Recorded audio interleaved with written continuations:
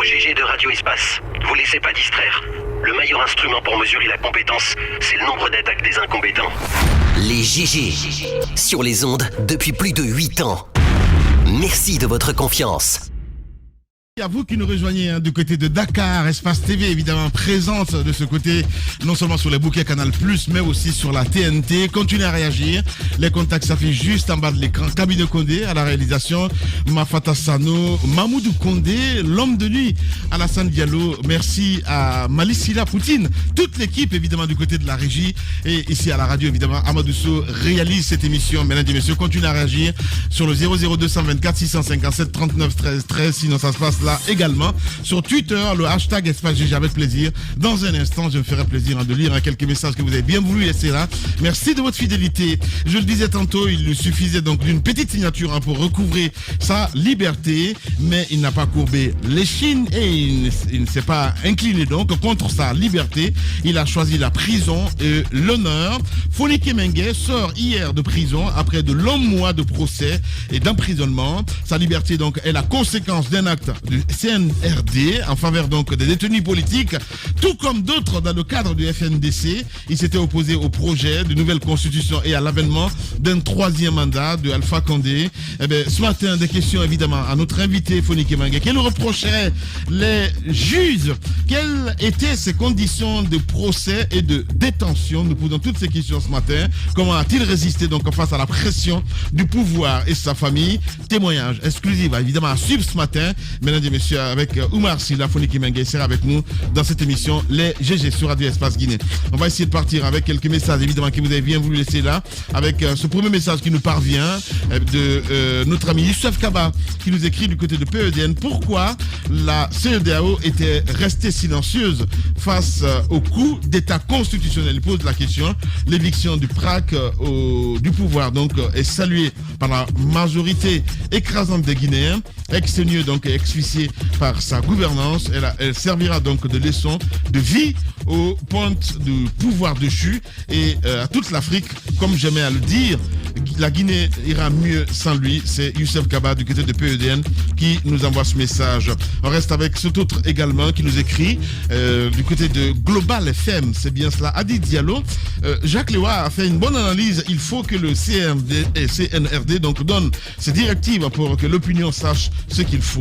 Et bien voilà, c'est Adi Diallo du côté de Global FM. Voilà, c'est bien cela qui nous envoie ce message. Merci à vous aussi, Alain, depuis Kamsar. Le message est passé. Moria Kaba du côté de l'UFR qui nous écrit également. Eh bien, pour savoir qui a fait quoi dans ce pays, il faut engager donc les audits à travers un cabinet indépendant pour ne pas revivre ce qu'on a connu sous Alpha Condé. Donc chacun doit répondre de ses actes devant l'histoire et devant les tribunaux. Retournez notre argent dans nos caisses. C'est bien sûr Moria Kaba du côté de l'UFR qui nous envoie ce message. On reste avec cet autre également qui nous écrit. Bonjour les GG, bonjour à toute l'équipe. Voilà, merci. On y va avec cet autre. Voilà, c'est Barry le Guinéen depuis Fria. Bonjour Lamine, bonjour à toute l'équipe. Dites-moi où étaient ces organisations africaines pendant que la Guinée sombrait dans le gouffre de ces fossoyeurs. Voilà, c'est notre ami. Malheureusement, le message n'est pas signé. Voilà, il est de côté. Voilà, c'est Barry le Guinéen du côté de Fria. Je propose de prendre donc la constitution de 1991 ou 92 et on fait des amendements et on passe aux élections. Monsieur Abdoulaye Fofana qui nous envoie ce message. Bonjour à vous les grandes gueules. Je suis tellement fier de vous les journalistes d'Adafo Média. Vos analyses sont tellement parfaites que j'aimerais que vous mettiez en place un système de suggestions qui permettra donc à l'État guinéen de bien gérer le pays. Gracias à vous. Medzer qui nous envoie ce message. Merci à vous. Monsieur Sané qui nous écrit depuis Dapompa. Par rapport au débat, le président Sidia a résolu les équations hier, sauf que la générosité de la mine. Voilà. Merci. Merci beaucoup à Alcénie Diassi également qui nous écrit. Bonjour les GG, vous faites la fierté de la Guinée. Vos analyses sont remarquables et vous êtes préventionniste. Hein, et j'admire cette agressivité de Jacques Lewa. Prenez soin de vous. Merci beaucoup. Aboubakar Kamara depuis Bessia, le message est passé. Merci à vous tous à l'international. Nous allons essayer de partir avec voilà, quelques messages sur Twitter. Voilà, pas pour l'instant, je ne sais pas trop ce qui se passe de ce côté-là, avec Cabinet normalement qui doit nous envoyer des messages. Donc je reste avec vous sur le 657 39 13 13. Lui c'est qui exactement? Bonjour les GG, le mieux pour cette institution sous-régionale si impuissante, CEDEAO, il veut dire maintenant de venir coopérer avec les nouvelles autorités, il veut dire, car nous n'avons pas d'oreilles pour entendre des soi-disant décisions vides de sens signées Ousmane Boubacar Kamara depuis Bessia Port 1 qui nous envoie ce message. Bonjour les GG, c'est Lamine Wankifon Bangoura que cette CEDEAO nous colle la paix. Voilà, Lamine nous dit ce matin où elle était quand le régime Condé modifiait la Constitution. Il pose la question, notre ami Ousmane Lamine Wankifon, voilà, une institution pauvre et faible qui s'est constituée donc en défenseur des intérêts des chefs d'État. Merci beaucoup à vous mon cher ami. Abdourahmane Ba qui nous écrit aussi sur le 657 39 13 13. Quand Alpha Condé était là, pourquoi la CEDEAO n'a pas suspendu la Guinée vu qu'il faisait donc ok. Merci beaucoup mon cher ami. Voilà, il faut rester humble quoi qu'on dise, hein. C'est un ancien chef d'État donc voilà, on ne peut pas se permettre. Allez, Mohamed Bangoura depuis Koloma Bagataï également qui nous écrit. Tous les auditeurs très remontés ce matin contre la CEDEAO, donc on va rester toujours avec nos auditeurs évidemment. Cette fois-ci sur Twitter, nous avons voilà beaucoup de messages de ce côté avec la complicité évidemment de notre papa Cabinet Condé. On y va avec ce fameux tweet qui nous parvient à l'instant T, c'est de Habib Benjamin Kamara. Bonjour à tous, chers journalistes. Ça nous fera plaisir que vous donniez de nouvelles de Madame Diéné Condé. Quelle est arrivée, où elle est et comment se porte-t-elle depuis le coup d'État? Benjamin Kamara qui nous envoie ce message. Merci beaucoup Benjamin. On reste avec cet autre message de Habib So, que la CEDEAO empêche le soleil de se lever en Guinée, qu'elle empêche le pouvoir dans le pays, qu'elle tarisse nos fleuves, rivières, qu'elle nous coupe l'oxygène, qu'elle fusionne donc la terre et le ciel. Et bien là, ils sont vraiment très remontés ce matin les auditeurs. On a le pacificateur également qui nous écrit toujours sur Twitter. Bonjour les GG, la CEDEAO est une organisation syndicale qui défend l'intérêt des présidents. Le CNRD doit suivre son combat Salvatore donc pour asseoir les bases d'un état de droit au service du peuple. La CEDEAO n'a aucune leçon de morale à nous donner. Vive le peuple de Guinée. Merci à vous, le pacificateur. Sekou Chek Diakité également, un fidèle auditeur qui nous écrit sur le hashtag Espace GG. Bonjour les grandes gueules. Bonjour à toute l'équipe. Cette sortie de la CEDEAO était un faux débat pour moi. À partir du moment où ça ne changera rien du tout, voilà, de la chute du pouvoir du PRAC, avec peu de réserve, bien sûr, nous devons tourner nos regards vers colonel Doumbouya et ses hommes. Le chapitre Condé est désormais conjugué au passé. C'est un auditeur qui nous envoie ce message. Très nombreux à nous écrire. Nous avons Adams Oumar Diallo également qui nous écrit. Bonjour Lamine. Bonjour à toute l'équipe pour ce coup d'état militaire. Il y a eu des condamnations de la communauté internationale, mais avec modération. Il n'y a pas eu de fermeté finalement. Elle a compris l'impasse dans laquelle nous étions. Hashtag Espace GG. Merci également à Idriss Beni Keita qui nous écrit. Bonjour à vous. Bonjour à toute l'équipe. Je n'arrive pas à comprendre avec la CEDEAO ce qu'elle est prête à condamner un coup d'État, mais de tout de même, elle l'a laissé passer et ce qui a occasionné cela, c'est contradictoire. C'est évidemment notre ami Idriss Beni Keita qui nous envoie ce message. Adama de Myriam également qui nous écrit sur Twitter. Bonjour Lamine, bonjour à toute l'équipe. Je n'ai rien contre le PRAC, mais on ne peut pas s'aimer le maïs et récolter la banane. Il aurait dû éviter tout ça et malheureusement, il a mis dans l'eau fait pendant les 10 dernières années. C'est dommage pour la Guinée. C'est Adam de Myriam qui nous envoie ce message. On reste toujours dans le sillage avec Ibrahim Assouri Kouyaté également sur Twitter. En matière de respect des normes démocratiques, à ce jour, donc, la réputation de la CEDEAO est mise à rude épreuve. On était où était-elle, voilà, je veux dire, lorsque les dirigeants modifiaient les lois pour consolider donc leur pouvoir en refusant d'abandonner leur poste à à la fin de leur mandat. Avançons, dit-il. On a cet autre également, Léo TMB, qui nous écrit également sur Twitter. Bonjour les grandes gueules, bonjour à toute l'équipe. La pauvre CEDEAO n'a rien à donner de concret au peuple de Guinée. Voilà. Merci à vous. Ils sont très nombreux évidemment à réagir. Nous avons Ouest Souma également qui nous écrit et qui dit il est temps que certaines institutions changent leur charte au lieu d'être à faire des condamnations formelles. Elles poussent les présidents à briguer un mandat de trop et aujourd'hui on nous apporte donc des sanctions au lieu donc des solutions. Merci. Ibrahim Touré également qui nous écrit, Traoré pardon, qui nous écrit toujours sur Twitter. Bonjour Lamine, bonjour à toute l'équipe. S'il vous plaît, dites à l'opposition guinéenne qu'elle se trompe et aucun de ses opposants de 2010 ne sera le président de la Guinée, vu qu'ils ont tous donc ils sont tous à la base de cette instabilité de cette Guinée. Un dernier pour la route, merci à Francky Maestro qui nous écrit quand on manipule la constitution pour demeurer président, il n'y a rien, mais quand on engendre un coup d'état, après on condamne, il y a un vide. Voilà, c'est un auditeur évidemment, Maestro Francky, qui nous envoie ce message. Voilà, merci à vous, continuez à réagir d'ici la fin de l'émission. Nous allons nous intéresser évidemment à d'autres messages que vous avez bien voulu laisser là, pardon. Vous le voyez à l'écran, notre invité ce matin, mesdames et messieurs, évidemment Fonike Mengue qui est avec nous dans ce studio, mon cher Moussa Moïsila. Oui, Moussa Moïsila, Fonike Mengue, Sila est là. Bonjour. n'est pas Sila qu'il veut. Oh là là. Hein? Sauf que lui, il est déjà canqué. Non, mais ça veut rien dire. On a le les Sila ont une seule et même origine. On dit soit et laisse te dire. Non, mais non, c'est important. Non. Quelquefois, soyez, laissez-vous dire. L'excellence Moussa, s'il te plaît. L'excellence. Bonjour, Fonike. L'excellence est tellement rare. Aujourd'hui, il ne faut pas se laisser faire. Il faut se faire valoir. Alors, Fonike est là. C'est sûrement l'une des figures de résistance les plus ardues contre le régime qui est resté... On est tous vaccinés ici. Voilà. Tu peux enlever le masque, s'il te plaît. C'est bon. Il peut laisser. Donc, il a donc résisté contre beaucoup de choses. Ok, c'est vrai. Tu m'as dit ça hier. Ça se sent. Donc, Fonike est très heureux de te revoir, très heureux d'être donc dans ce studio.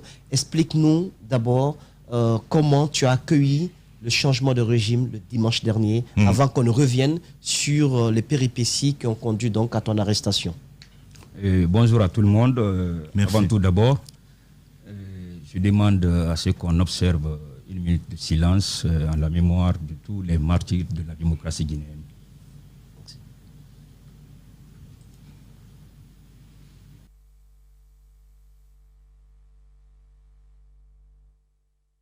Voilà, Fonike Mengue avec nous dans ce studio, mon cher Fonike.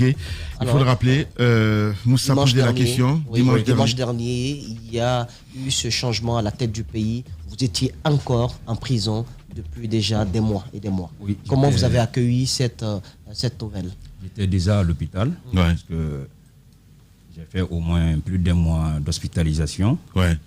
Dieu faisant toujours bien les choses, j'étais au cœur en quelque sorte de l'événement. Les premiers coups de feu, au fait ce jour c'est les premiers coups de feu qui m'ont réveillé. Quand j'ai entendu les premiers coups de feu, je me suis dit mais d'où viennent ces coups de feu là. Alors je me suis réveillé, je suis allé faire vite ma toilette, je suis venu m'arrêter au balcon de l'hôpital Ignace Dine pour savoir réellement ce qui se passait. J'ai vu que ça continuait, j'ai dit ça c'est sérieux. Et c'est après que j'ai vu les premières images. Et quand j'ai vu les images, j'ai dit waouh. J'ai dit mais c'est Dieu qui est fort. L'homme n'est pas fort. Personne ne pouvait en tout cas en ce moment-là imaginer que cela pouvait se produire. C'est vrai que j'ai toujours gardé à l'esprit que notre combat, quelle qu'en soit la durée, que cela allait faire, mais un jour on allait remporter la victoire. Mais je n'ai pas pensé que ça allait se passer de cette manière. Donc, j'étais là. Je suis revenu encore, je me suis assis dans mon lit hôpital. Je me suis dit, ouais, qu'est-ce qui est en train de se passer là? Alors j'ai eu quelques coups de fil avec quelques camarades de la coordination du FNDC et d'autres proches qui m'appelaient pour dire, est-ce que j'ai vu les images? J'ai dit, oui, j'ai vu les images. J'ai dit, donc c'est un coup d'État. C'est ainsi j'ai vu la photo de M. Alpha Condé, entouré par quelques militaires. J'ai dit, ouais, le coup d'État l'a acté. C'est le changement du régime.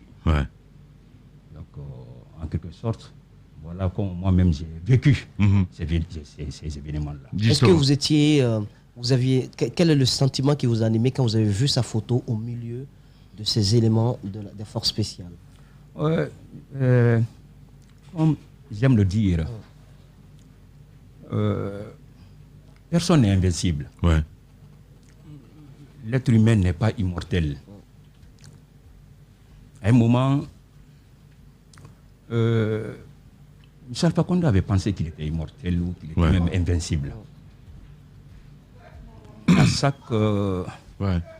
chacune de mes sorties médiatiques ou à chacune de mes sorties dans mes procès, j'ai toujours rappelé que la route tourne. Donc d'allez-y doucement, de faire doucement, puisque là où il est aujourd'hui, c'est quelqu'un d'autre qui était là-bas. Et forcément, c'est quelqu'un d'autre qui est venu. Mais, bon, vous ne comprenez pas trop tout ce que je les ai dit à l'époque. Beaucoup parmi eux voyaient en moi une menace. Une menace qu'il faut soit abattre ou il faut garder en prison pendant longtemps. Et c'est ce qui s'est passé. J'ai fait à peu près 16 mois de prison. J'imagine que tu t'étais résigné à finir le reste du mandat du président en prison. Tu t'étais résigné à cela. Dans ta tête, qu'est-ce que tu te disais au regard du déroulement des événements? Est-ce que tu t'es dit, moi, je sais que je finirai ce mandat ici, ou je finirai, en tout cas, tant que ce régime sera là, je serai prisonnier? Quand on m'a condamné à 11 mois de prison à la première instance de Mapanko, puis à 3 ans au niveau de la cour d'appel de Conakry, 3 ans c'était beaucoup. Je me disais 3 ans c'est beaucoup. Je dis, ils m'ont donné 3 ans pour casser carrément mon moral. Je comprenais au fait le jeu. Puisque M. Alpha Condé quand même, avec beaucoup de ses ministres, avant qu'il ne procède à tous ces kidnappings, puisqu'ils ont été kidnappés à 3 reprises, ils ont voulu me négocier. Les grandes gueules. De travailler avec eux. Certains sont allés jusqu'à dire... Ils ont voulu ou vraiment ils vous ont négocié? Ils sont passés par... je suis issu d'une famille où j'ai au moins 19 grands frères. Alors, ils sont passés par beaucoup de ces frères-là pour leur faire les propositions. Certains sont allés jusqu'à dire, dites à Fonike de laisser, on va faire sa vie. On va construire sa vie. D'autres sont allés jusqu'à dire que Fonike accepte. On va lui trouver une bourse, on va lui trouver une université. Sa famille, lui, ils vont aller en France, il va faire 5 ans d'études en politique. Et à son retour, nous allons le soutenir. Alors c'est quand ils ont compris que tout ça, ça n'a pas marché, c'est ainsi qu'ils ont décidé maintenant de procéder à chaque fois à me kidnapper. La première fois, j'étais kidnappé, c'était en 2019. Lorsque j'étais venu chercher les tisseurs du FNDC. Là-bas, quand on m'a kidnappé, en ce moment, le FNDC venait en quelque sorte de naître. On avait une grande force. Et quand ça fait beaucoup de bruit sur les réseaux sociaux, alors ils ont décidé de me libérer. Et quand on m'a kidnappé pour la 2e fois, c'était chez moi, j'ai passé au moins une semaine à la DPJ. Le Ramadan passé, j'ai commencé à la DPJ. Là, un capitaine m'a dit, parce que c'est Koné, mon premier kidnapping, c'est Malik Koné qui était le directeur. Un capitaine m'a dit, Fonike Mengue, tu sais qu'on avait proposé à Malik Koné de mettre les armes dans ta voiture, puisqu'on m'a kidnappé avec mon véhicule. Ils m'ont retiré la clé de la voiture, ils m'ont mis dans leur pick-up. Il y a un gars de la DST qui a conduit mon véhicule jusqu'à la DPJ. Il dit, est-ce que tu sais qu'on a proposé au directeur de mettre les armes dans ta voiture pour dire qu'on t'a arrêté avec ces armes-là? Il dit, ah bon? Il dit, oui. Il dit, mais Malikone à l'époque n'a pas accepté. Il dit, comme vous avez fouillé sa voiture, vous avez pris tout ce qui était dedans, vous avez maintenu sa voiture. Je ne peux pas accepter cela. Alors, nous sommes allés en procès. Après 4 mois, 10 jours, j'ai été libéré par le jeune juge Sarr Wright, que je salue pour son courage. C'était pas facile.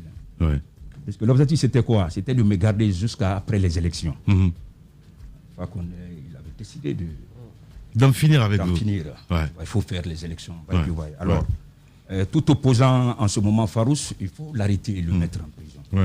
Mais le jeune Sarr Wright a eu le courage de me libérer. Je salue son courage, je salue son patriotisme. Après, je sors juste un mois au dehors.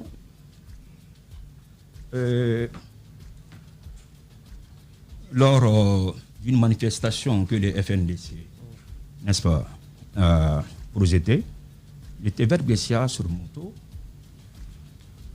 là où je me promenais pour voir effectivement est-ce que la manifestation a bien reçu. C'est de là j'ai vu encore, puisqu'ils ont toujours eu le même mode opérandi. Pour m'arrêter, il y a toujours 2 groupes. Un groupe de policiers en civil et un autre groupe en tenue. Alors, toujours c'est les civils qui viennent d'abord. Ça, c'est pour un peu tromper la vigilance. Donc, ils sont tombés sur moi. Et sur la moto ce jour-là, ils allaient me tuer ce jour-là. Oui, puisque ce jour-là, j'ai eu peur. Comme le dit Mandela, il dit le courage, c'est pas l'absence de la peur. Et c'est sa domination. Et j'ai eu peur ce jour-là. Beaucoup pensent que Fonike Mengue n'a jamais peur. J'ai peur aussi parfois. Oui, je suis un être humain.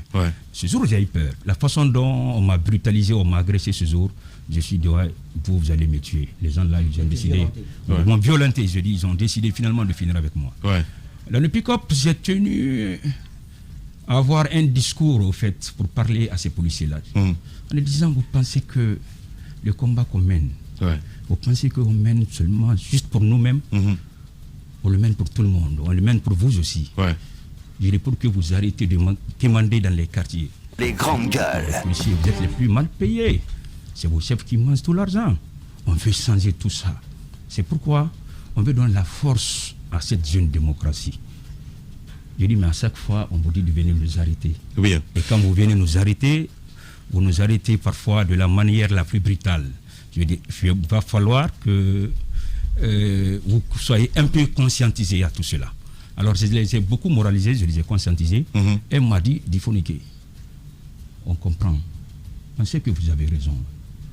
Mais si on n'obtempère pas, si on ne suit pas les instructions, le peu de salaire même qu'on nous donne, on n'aura plus ça. Je les ai dit, je sais, tout ça, c'est pas vous. Tout ça, c'est parce que M. Alpha Condé a une vérité aujourd'hui. Il a une volonté de faire le 3e mandat avec le VAI. Ça, c'était le 29 septembre 2020. Alors, on m'a pris, on m'envoie à la DPJ. De la DPJ, le même jour, on m'envoie à Mafango. Les grandes gueules. Puisque Sidi Suleiman, cette fois-ci, il n'a pas voulu prendre le dossier. Il disait que une compétence territoriale se présentait. Alors, cette fois-ci, comme on m'a arrêté à Bessia, je devrais être jugé au tribunal de Mafango. Donc, le tribunal de Mafango, on met un mandat de dépôt sur moi. On m'envoie directement à la maison centrale. D'accord. Vous arrivez à la maison centrale et on réqualifie les faits contre vous. D'abord, au début, c'était un attroupement illégal. Vous nous disiez que vous étiez sur moto. Et cette condamnation, on plaide pour 2 ans, 3 années tombent, alors que vous avez purgé la peine maximale qui devrait être 1 an, conformément au délit qu'on vous reprochait. Alors, est-ce que nous avons ouï dire que le procureur avait dit qu'il fallait te condamner à 3 ans pour te faire subir et te faire regretter ce que tu as fait? Est-ce que tu as eu vent de cela, ou tout simplement c'est le chef de l'État lui-même qui avait ordonné à ses juges de s'inscrire dans cette dynamique? Oui, c'est le chef de l'État. M. Sangaré, le procureur de la République près du tribunal de première instance de Mafanko, quand on m'a présenté à lui, mes avocats étaient venus le voir. Voilà le mot qu'il a dit à mes avocats. Il dit, on a arrêté le lion. Maintenant, on a enfermé le lion quelque part. Il dit, pour le moment, on ne peut pas le libérer, tant que les élections ne sont pas finies. C'était les instructions. Et quand il m'a condamné, quelqu'un lui a dit, est-ce que tu sais que c'est celui que tu as condamné comme ça? Puisque d'après des informations que j'ai reçues, que Sangaré c'était quand même un grand Sékou Touriste. Il dit, mais est-ce que tu sais que lui c'est un des défenseurs d'Ahmed Sékou Touré? Il dit, je sais.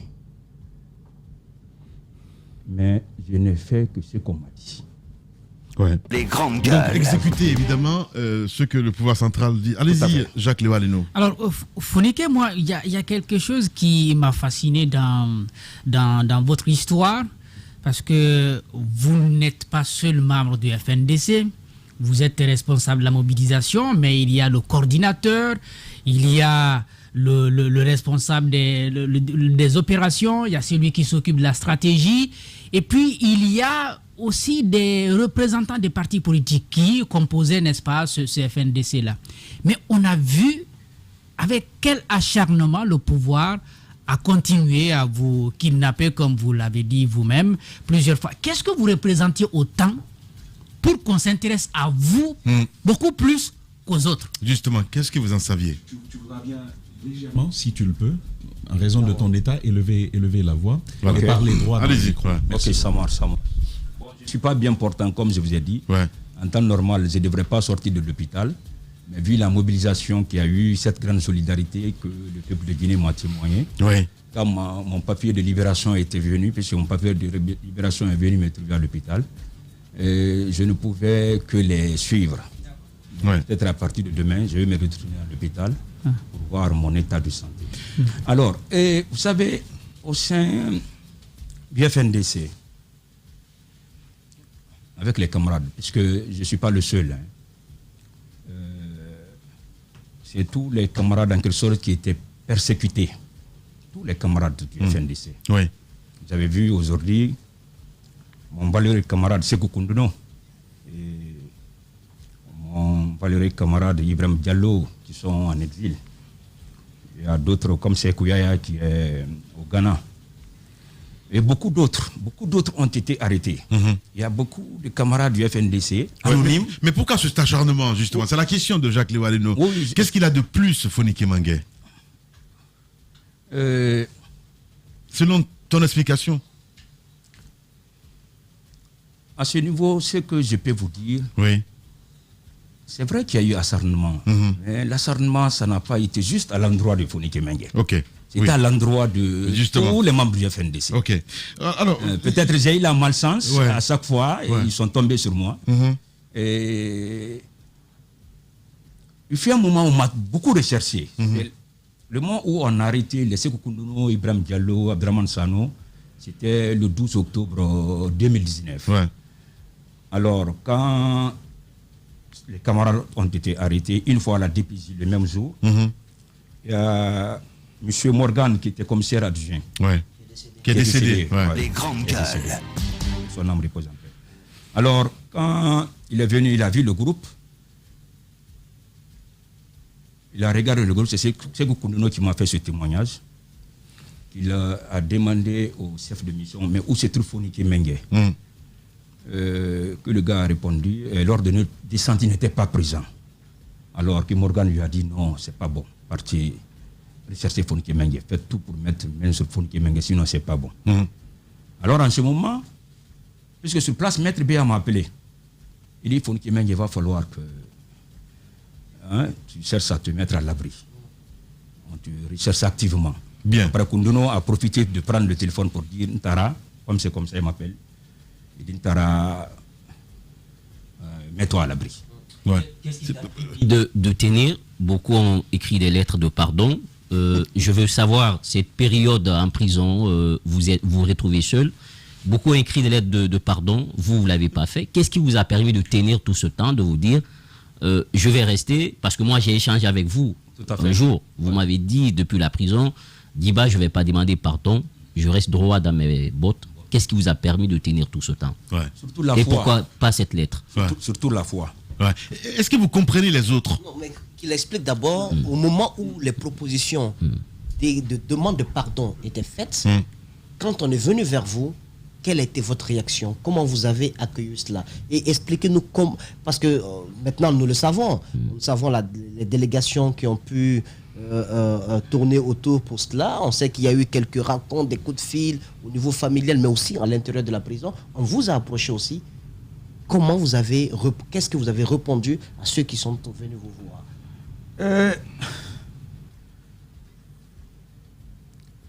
Que ce soit le régisseur, l'ex-régisseur de la maison centrale, que ce soit le directeur de la maison centrale, ils connaissaient tous mon état d'esprit. J'ai fait beaucoup de procès. Et à chaque sortie, c'était les mêmes mots, les mêmes propos. Le combat continue. Nous allons continuer le combat jusqu'à la victoire finale. J'étais confiant de cette victoire. Je n'ai jamais douté de notre victoire. Alors, avec la foi, puisque c'est vrai que j'avais la foi avant de rentrer en prison. Mais j'ai renforcé cette foi en prison. Je me suis dit, je ne suis pas en prison parce que, justement, c'est Alpha Condé qui le veut. C'était mon destin. Je dis, c'était mon destin. Que je veuille ou pas, j'allais faire la prison. Dieu a prévu que j'allais faire la prison une fois ou deux fois, ou peut-être plus, on ne sait pas. Donc, c'est mon destin. Aucun être humain ne peut échapper à son destin. Alpha Condé lui-même, il a fait la prison. C'était son destin. Je dis aussi, c'est mon destin aussi de faire la prison. Justement. Je dis, quel qu'en soit ce que je ferai ici, même si je demande pardon, je ne sortirai que le jour où Dieu aura prévu. Donc, ces lettres de pardon là, moi c'est justement là. Je comprends les amis. Comment vous voyez ce qu'ils ont fait? Pourquoi pas vous? Je les comprends. Chacun a sa raison. Vous savez, la prison n'est pas facile. La prison n'est pas facile. On n'est pas animé du même état d'esprit. Moi, ça fait plus de 5 ans qu'on mène ce combat-là. On a mené le combat jusqu'au moment où il était question de mettre en place les forces sociales. On a fait beaucoup de lutte contre l'augmentation du prix du carburant à l'époque, jusqu'à ce que M. Kassori Fofana a voulu, n'est-ce pas, me corrompre à l'époque, mais chose que je n'ai pas acceptée. Ce jour-là, il m'a menacé ce jour-là. Les grandes gueules. Si vous ne diminuez pas le prix du carburant, Monsieur le Premier ministre, nous allons sortir et nous allons continuer à manifester. Il m'a dit ce jour, dans ce cas, tu seras traqué, tu seras arrêté, tu seras emprisonné. Et tu verras tes camarades s'ils viendront te faire sortir d'ici. Je l'ai dit ce jour, bon, je ne connais pas ce qui va se passer réellement. Je dis peut-être mes camarades ne pourront pas. Je dis mais le peuple de Guinée viendra me faire sortir. Alors ça, c'est pas bien marché entre nous. Je suis sorti, je savais que vraiment quand même, il allait mettre une équipe sur le coup pour vouloir m'arrêter. Alors les camarades, je les comprends. Je les comprends, la prison n'est pas facile. Il faut faire la prison pour connaître les réalités de la prison. Est-ce que ça ne s'est limité qu'au pardon? Mais c'est important justement.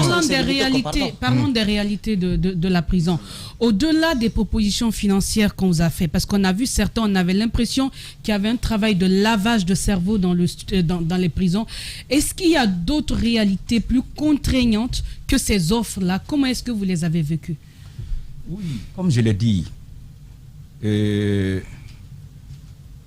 toujours gardé la foi.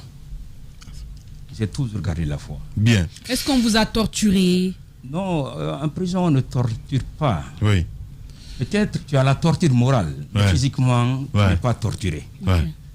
À chaque fois, puisqu'on était beaucoup, il y a beaucoup d'anonymes surtout, à chaque fois, je les ai dit de tenir bon. J'ai dit, ça va finir. Les grandes gueules. Chaque chose a une fin. Alpha Condé est président aujourd'hui, je dis, mais il ne sera pas président éternellement.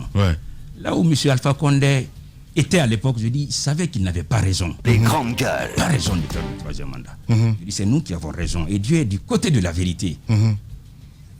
Si Dieu est du côté de la vérité, il va nous rétablir dans le droit. Et donc, tenez bon. Les enfants, puisque certains pensaient parfois que la prison ne me faisait pas mal. Je comprends très bien. Certains disaient, mais comment toi tu fais pour tenir bon comme ça? Je dis, c'est la foi. C'est la foi en Dieu. Je dis, je sais que ça va finir. La prison aussi ne tue pas. Si la prison tuait, on n'allait pas trouver plus de 1000 et quelques personnes en prison. J'ai dit, il y a des gens qui ont fait plus de 20 ans en prison là-bas. Témoignage exclusif ce matin, évidemment, chez les GG sur Radio Espace. Fonike Mengué, activiste. Il est notre invité ce matin, mon cher Tamba. Alors, mon cher Fonike, on entend bien tout cela. Vous n'étiez pas le seul incarcéré. Ça, c'est également un fait. Alors, il y a eu des cas de mort. Moussa Moïse évoque Roger Bamba. Mais il y a pas mal... La prison, elle est âpre. Toi-même, tu le dis. C'est difficile de tenir en prison. Il se suffisait de prendre un petit stylo et de griffonner une petite signature pour être libéré. Et donc de revenir sur le champ du combat comme d'autres l'ont fait. Ils ont signé des engagements, ils sont sortis. Et puis après, ils ont dit à Alpha, je te combattrai toujours, je ne serai pas avec toi. Toi, Fonike Mengué, tu ne le fais pas. Au-delà des valeurs que tu portes, et c'est une partie de la question de Diba, au-delà des valeurs que tu sembles défendre, mon cher Fonike, est-ce qu'il y avait un message derrière tout ça? Qu'est-ce qui, au-delà des valeurs, nourrissait une telle démarche? C'était quoi le projet? Le projet est toujours resté simple. Et c'est l'aboutissement de ce projet que nous vivons aujourd'hui. Je savais qu'on allait gagner. Au fond de toi, j'étais confiant. Les grandes et j'ai toujours dit à madame, ma chère épouse, elle m'a beaucoup soutenu. Je la rends hommage. En quelque sorte, elle était devenue Fonike Mengué au féminin. Elle a fait beaucoup de tribunes pour dénoncer le caractère arbitraire de ma détention.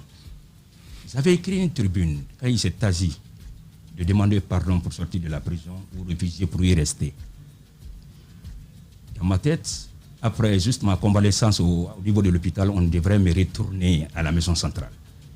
En ce moment, je voulais sortir de cette tribune pour dire à M. Alpha Condé, s'il y a quelqu'un qui va demander pardon, c'est vous, M. Alpha Condé. C'est vous qui devez demander pardon. Non seulement à Fonike Mengué et à tous ces détenus politiques. Le peuple de Guinée, vous ne devrez pas faire le troisième mandat.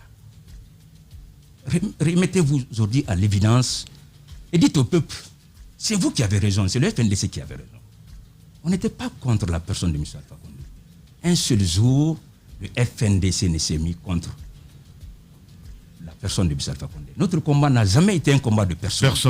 Ça a toujours été un combat de principe démocratique. M. Alpha Condé nous a appris ce combat. Dans le long parcours qu'il a eu, pendant 40 ans d'opposant, il a passé 40 années en tant qu'opposant, en étant opposant. Puisque au temps de Sékou Touré, il n'y avait pas de manifestation. Le multipartisme, c'est au temps de Lansana Conté. L'avez-vous rencontré, Alpha, une fois? Oui, je l'avais parlé. Qu'est-ce qui s'est passé? Les confidences? On a rencontré Alpha quand...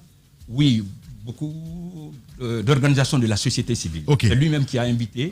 Il n'y a jamais eu d'échange entre vous, personnellement? Une cinquantaine d'organisations de la société civile. Je crois que c'était en 2018.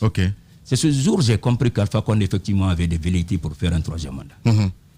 Puisque quand on est venu, il y avait moi, Sékou Koumino, les grandes gueules, beaucoup d'autres, le Destin Amé, Mamadou Biloba, mon valeureux camarade Mamadou Biloba. Voilà quelqu'un. Alors, moi, tu commençais à répondre. Il y a une question qu'il a esquivée. Je voudrais qu'il réponde à cela. Je vais terminer, s'il vous plaît.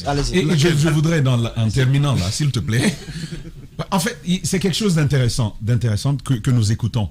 C'est quand même le monsieur qui t'a mis en prison, qui t'a condamné à plusieurs années de prison. Et j'ai l'impression que tu le magnifies ce matin en évoquant ce passé glorieux. Quand on sort de prison comme ça, normalement, Founiké, on dit ce qu'on a à dire sur la personne. Je le comprends. Ouais. Je comprends M. Alpha Condé. Ouais. Vu son âge, il ne comprenait pas certains paramètres. C'est vrai, il est à Sékou Touré, il ne connaissait pas les réalités du terrain. Ouais. Je le comprends. Ce n'était plus Alpha Condé opposant qu'on a connu. Alpha Condé opposant qu'on a connu nous a fait rêver. C'est lui qui nous a appris un peu cet activisme. Comment dire non si on n'est pas d'accord. Comment refuser si ce n'est pas bon. Quelle qu'en soit la proposition, tu dis non. Parce que lui, à l'époque, on lui a fait beaucoup de propositions. Ouais. Autant de Conté. Mais il a toujours dit non. C'est pourquoi j'ai toujours intégré ça. Ok. Il vous a inspiré quelque part? Oui, il m'a inspiré. Dans son combat, Alpha? Oui, il m'a inspiré. Bien. Son combat d'opposant. Voilà. Founiké Menguer est notre invité ce matin chez les GG sur Radio Espace. Allez-y, mon cher Daouda. Alors, je vais prendre le bout des deux questions. La première, c'est bien de savoir, est-ce que, personnellement, vous avez une fois rencontré Alpha Condé? Est-ce que vous avez parlé même au téléphone? La deuxième question, le combat, vous avez dit, ça va aboutir. Est-ce que, à votre esprit, cet aboutissement, c'était vraiment un coup d'État? Je commence par la deuxième question. On n'aurait pas souhaité que l'aboutissement soit un coup d'État.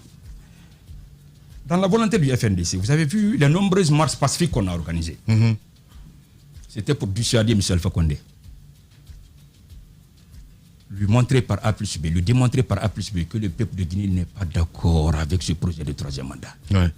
Avec tout le respect qu'on a pour M. Alpha Condé, on lui a dit... Les grandes gueules. Acceptez de devenir le premier ancien président vivant en Guinée. Bien. Acceptez de devenir le Mandela que vous avez toujours voulu incarner. Je dis, c'est ce qu'on attend de vous. Vous serez en ce moment un super président pour la République de Guinée. C'est vrai qu'il y aura un président de la République, mais vous serez un super président. Puisque à chaque fois, quand il y aura peut-être des questions, n'est-ce pas, qui vont mettre en mal les autorités du pays avec les citoyens, mais on viendra vous voir. C'est ce qu'on attend de vous. Mais ils n'ont pas compris, on nous a pris comme des ennemis. Je le comprends. Je le comprends. Personnellement, je le pardonne. Donc, vous n'avez jamais souhaité dans votre combat que l'aboutissement soit un coup d'État? Oui, jamais. Il dit quelque chose quand même, vous pardonnez Alpha Condé? Personnellement, je le pardonne. Personnellement. Les grandes gueules. Alors, coup de téléphone, vous en avez eu? Rencontre physique, vous en avez eu? Rencontre physique. La seule rencontre que j'ai eue avec M. Alpha Condé, c'est quand il a invité les acteurs de la société civile. C'est en 2018. Bien. C'est la seule rencontre que j'ai eue avec lui. Téléphone? Ouais.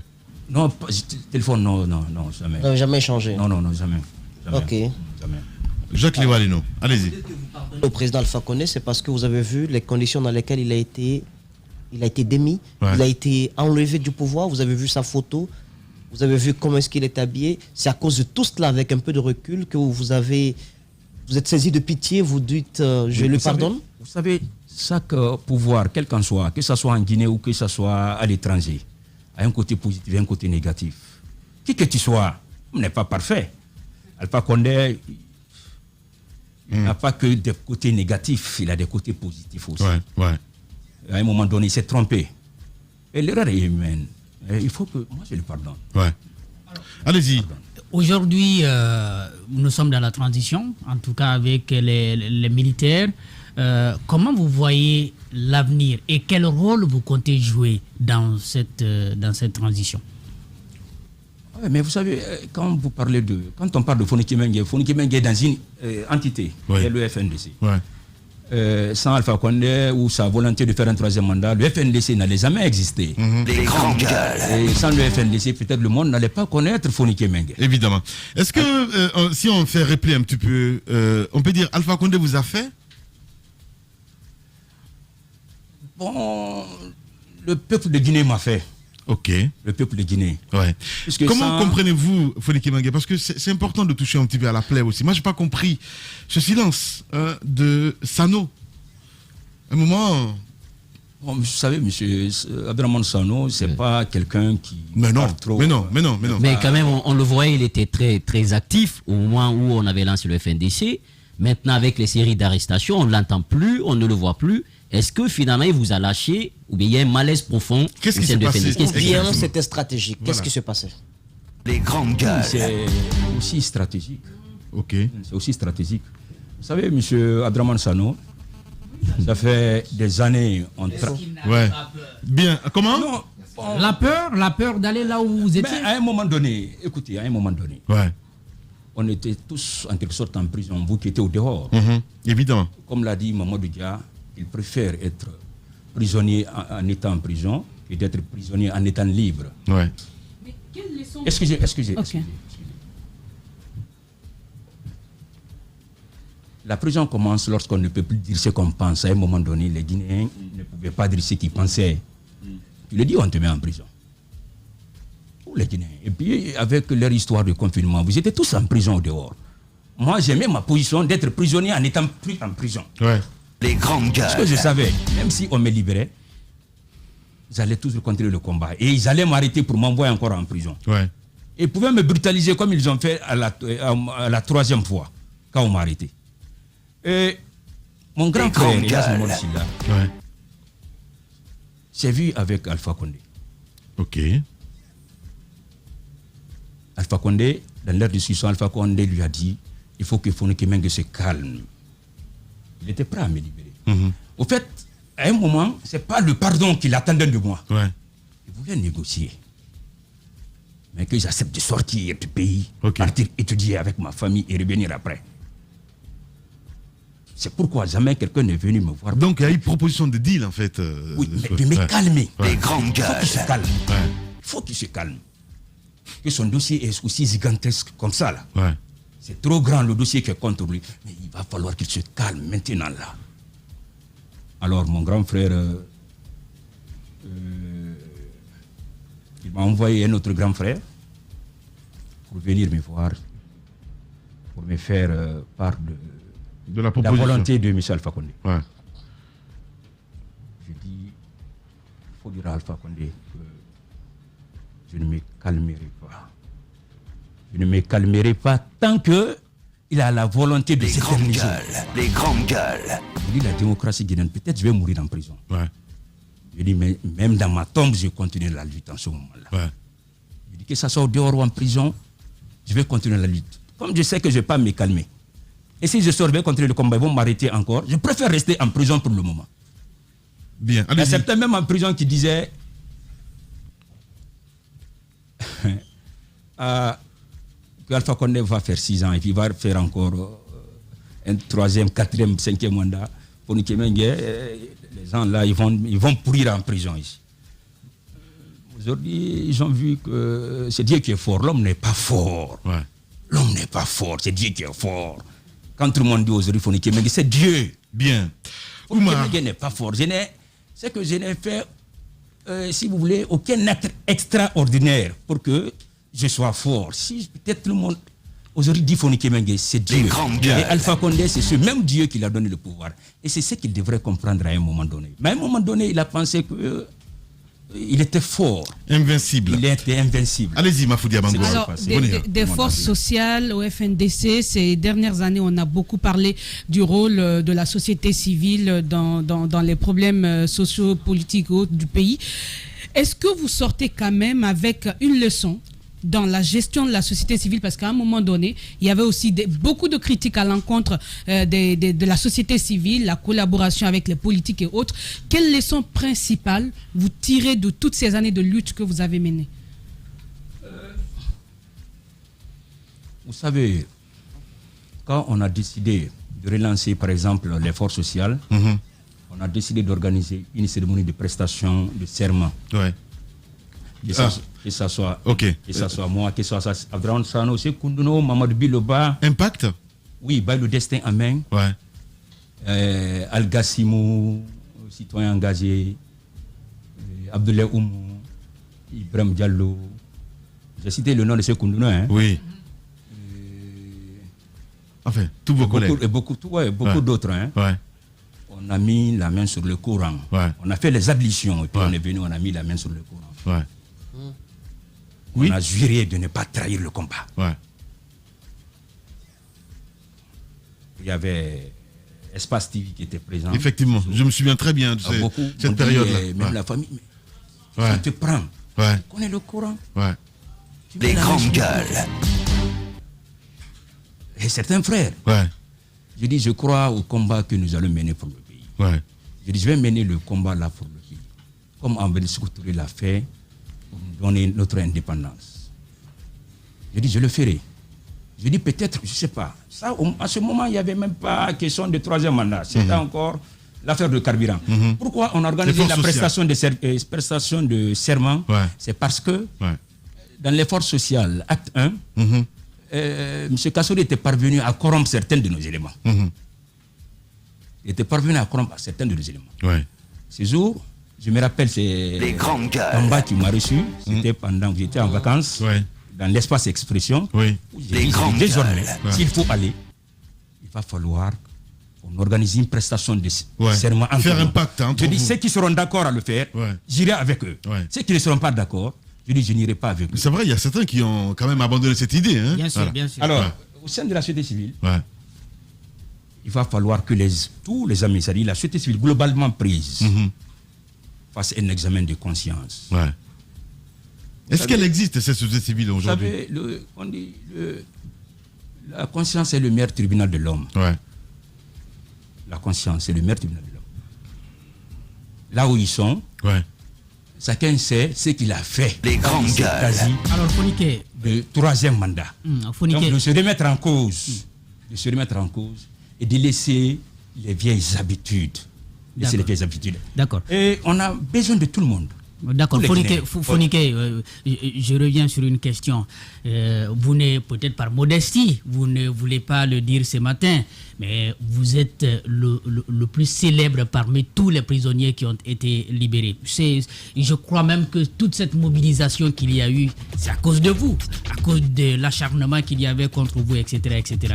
Est-ce qu'aujourd'hui, en étant libre, vous avez des idées, ça vous donne des idées un peu. Bien. Vous dites, ça vous tente. J'ai bien compris. On aura la réponse juste après la pause, on fait la prolongation. D'accord. Allez, on revient à 11h.